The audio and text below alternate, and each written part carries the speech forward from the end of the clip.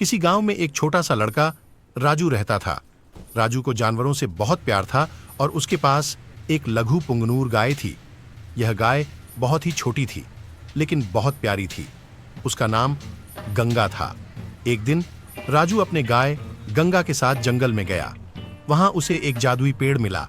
पेड़ पर चमकीले फल लगे थे जो कभी उसने नहीं देखे थे।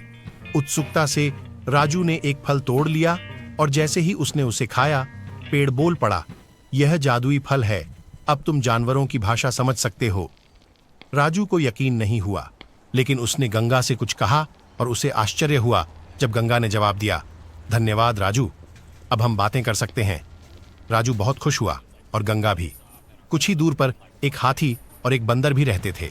उनका नाम था राजा और चिंपू। राजा बहुत विशाल हाथी था और चिंपू बहुत शरारती बंदर था। राजा हमेशा अपनी सूंड से चिंपू को उठाता और पेड़ के ऊपर बिठा देता, जिससे चिंपू चिल्लाता, राजा मुझे नीचे उतारो। लेकिन राजा हंसता रहता। राजू ने सोचा कि वह राजा और चिंपू से भी बातें कर सकता है। वह उनके पास गया और राजा से कहा, राजा क्या तुम और चिंपू दोस्त हो? राजा चौंक गया कि राजू उसकी भाषा समझता है और बोला, हाँ, लेकिन मैं इसे हमेशा छेड़ता हूं। चिंपू ने कहा, राजू कृपया राजा से कहो कि मुझे पेड़ों पर न चढ़ाए, मुझे डर लगता है। राजू ने राजा से यह बात कही और राजा ने वादा किया कि वह चिंपू को अब और नहीं छेड़ेगा। इस प्रकार राजू, गंगा, राजा और चिंपू अच्छे दोस्त बन गए।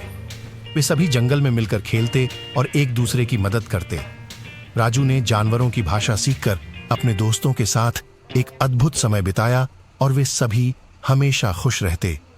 और इस तरह लघु पुंगनूर गाय, जादुई पेड़, हाथी और बंदर की यह कहानी हमेशा के लिए यादगार बन गई।